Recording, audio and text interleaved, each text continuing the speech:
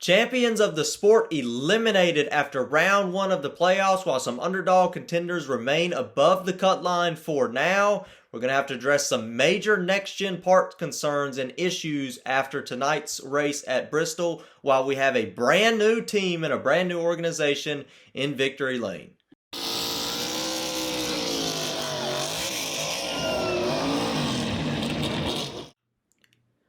Hello everybody, welcome to Dirty Air. I'm your host Alex Lambert. Just got done watching NASCAR's Bristol night race, and we have a whole lot of action to get into, and we have a few concerning things to talk about as well. So in this video, I'm going to do it kind of backwards. Usually I talk about the winner first. I'm going to talk about Chris Buescher and the big win for him last in this video, so stay tuned for that. It's a pretty big one. It's a big win for him, and I'm going to talk about what that means for him.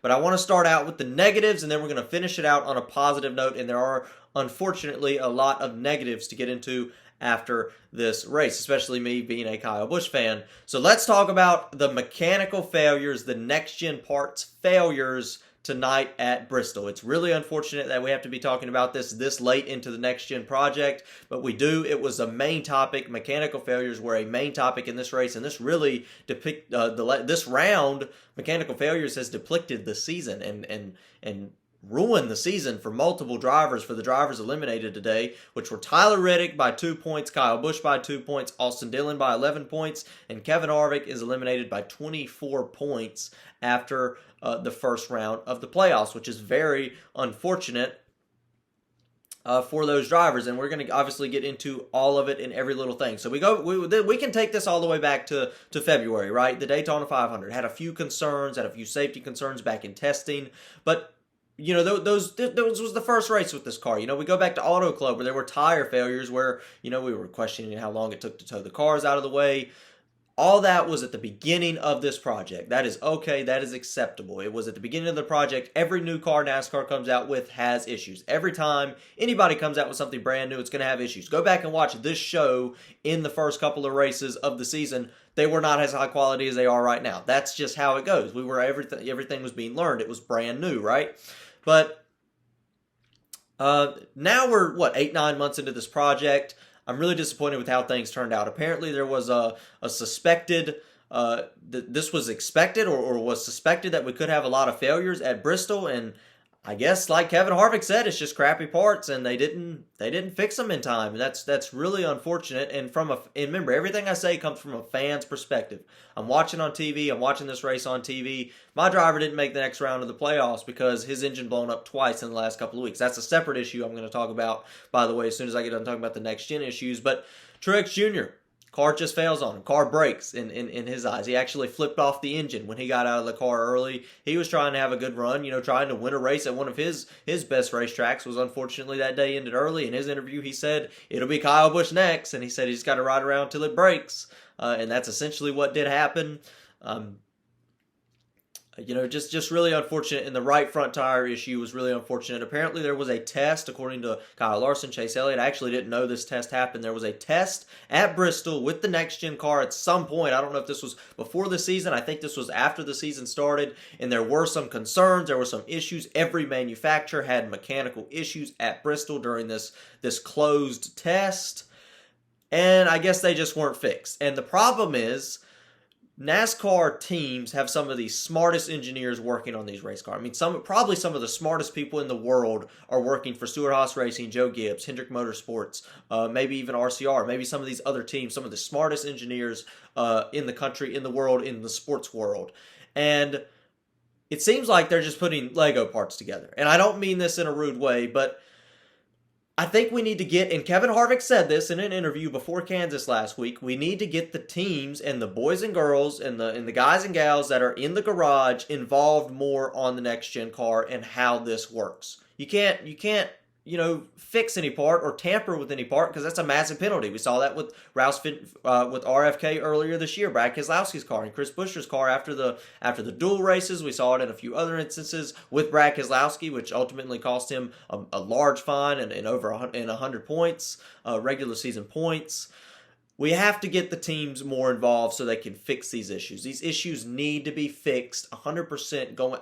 I believe that there is a way the teams can work on these cars more, and I think there are some rumors that the teams will be able to work on the cars more as we get farther in this next-gen era moving forward, and that's really important because we don't need these engineers if they're just putting parts together. And I think these engineers are super smart. They can fix these problems. And I know NASCAR has smart engineers too. I'm not saying they don't, but we can get all these teams, everybody in the garage, to fix these problems. We can create great racing to at racetracks like Bristol and short tracks. And it's a shame tonight what happened. It really is a true shame that we had all these parts failures, and right front tire failures was just a separate thing. Like I said, we had, power steering issues. We had a couple of Joe Gibbs Toyotas go out. Like I said, Kyle Busch, Martin Truex Jr., and then, of course, we had the 2311 cars. Both went out within 5 laps of each other. Apparently, that was a power steering issue. I think it might have been a brake line that busted or something. There was fluid all over the tire. When they pulled the tire out. Just a disappointing night. Really disappointing night for NASCAR. Not a good look in front of the big 100,000 people that were at the racetrack. And that truly is a shame, and I hate to be talking about that after tonight's race. Now, Kyle Busch actually said in his interview after the race that his issue was not a next-gen issue. So you can't place the two engine failures in 3 weeks. He was going to win Darlington. Engine failed on him, did not win Darlington, did not guarantee a spot in the next round. Wrecked last week in Kansas. Engine blew tonight at Bristol. He said those two engines being blown are a completely separate issue than the next gen. This was the only engine blown that we've seen. We've seen some mechanical failures the last few weeks, but Kyle Busch is the only engine that has blown in the last 2 weeks. No other car has just blown up like Kyle Busch has, and he said it was a Toyota concern. So obviously Toyota needs to look into that as well. So yeah, like I said, just really disappointing that we had all these parts failures tonight. Now, another major concern after this race at Bristol, besides the mechanical failures, yes, we're still on the negative note right now, unfortunately, is the dirty air. I'm not talking about the show.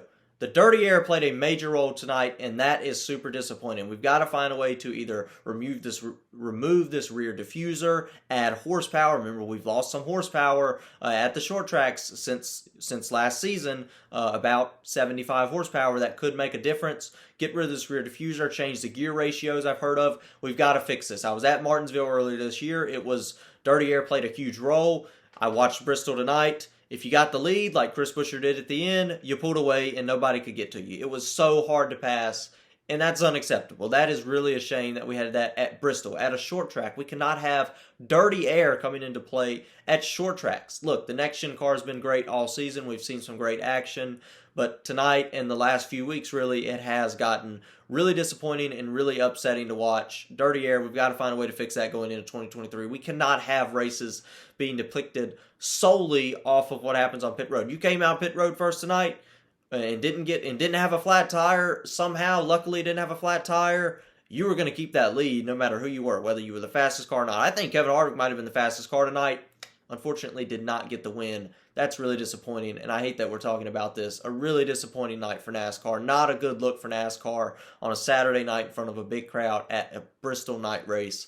So unfortunate, but let's talk about the races. Like I said, let's move from the negatives and talk about the races and the finishing results. So I'm going to show you the top 10 real quick. Like I said, Chris Buescher, I'm going to talk about him just a little bit later on. We had Chase Elliott, who was able to sneak up there after all of the chaos that happened tonight, get a second place finish for Chase Elliott. Obviously, he advances to the next round. William Byron advances to the next round. So a pretty decent day for the Hendrick Chevrolets, getting two of those drivers in the top 3.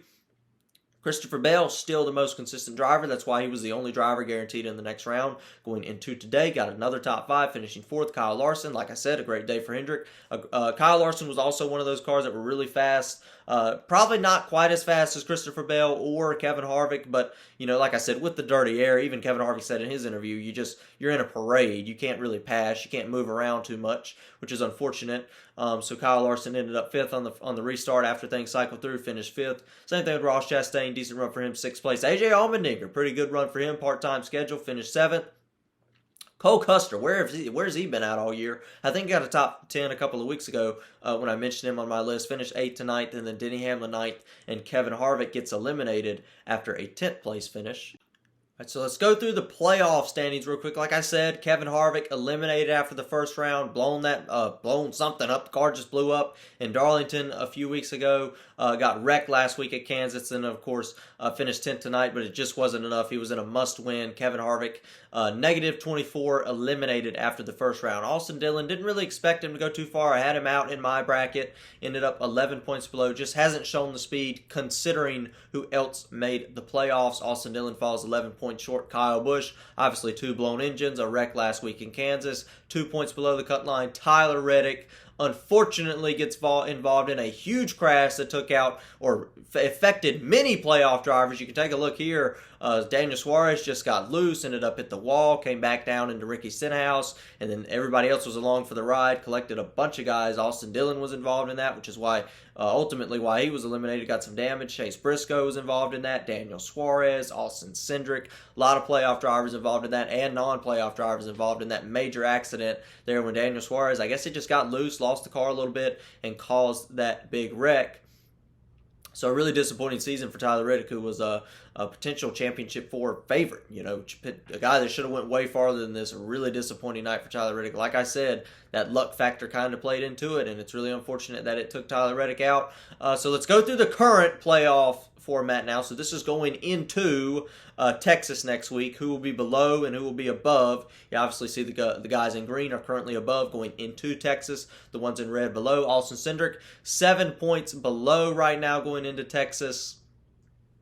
Like I said, was able to sneak through tonight. Then, of course, Daniel Suarez, 6 below. Alex Bowman, 6 below. Chase Briscoe, 4 below. If you ask me if I had to bet, I'd say those are the 4 that get eliminated. I think Blaney's shown too much speed, who's right now 4 above. Christopher Bell, just too consistent. I mean, I'm not worried about Christopher Bell at all. He's got some stage points behind him. I don't see a way Christopher Bell doesn't make it unless, of course, he gets involved in a crash. Remember, this is one of the craziest rounds coming up. I do have to mention that. We have Texas next week, a fairly tame, calm racetrack that could have mechanical failures as well because it is a 500-mile race. And then, of course, we go to Talladega. I mean, the big Talladega wild card. Who knows what's going to happen at a plate race? And then we ended out at the Roval, the Charlotte Roval. The reason I still think Christopher Bell will be safe is because he is the only Toyota that's been running decent at those road courses. So there is some concern for Denny Hamlin, who's above him right now. Well, not really above him, kind of tied in that same spot, 4 above.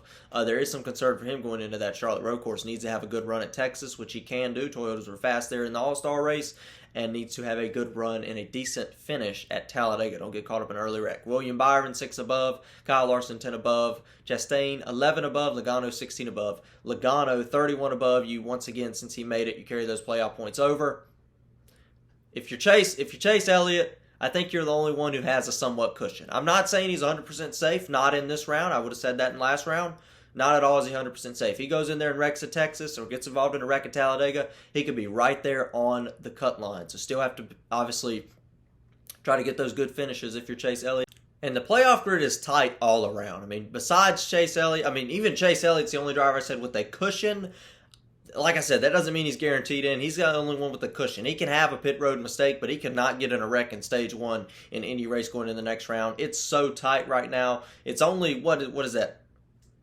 20-something points from 2nd to 12th in the playoffs. It's so tight right now. You're going to have to do everything you can to get a decent position. Every position matters going in from Texas starting next week at the green flag in those stages all the way to the checkered flag at the Roval. So it should be a fun round. It'll be interesting to see what happens. Now let's talk about the winner. Like I said, I wanted to do this show a little bit backwards. I want to talk about the big win for Chris Buescher. He earned the win tonight. He definitely deserved the win. I know he had a little bit of a lucky factor handed into him. A lot of drivers at the front had issues at the end of the race. Keselowski, obviously Christopher Bell, both blowing tires at the end of this race. Once again, very unfortunate to blow those right fronts. I think Kyle Larson even had an issue.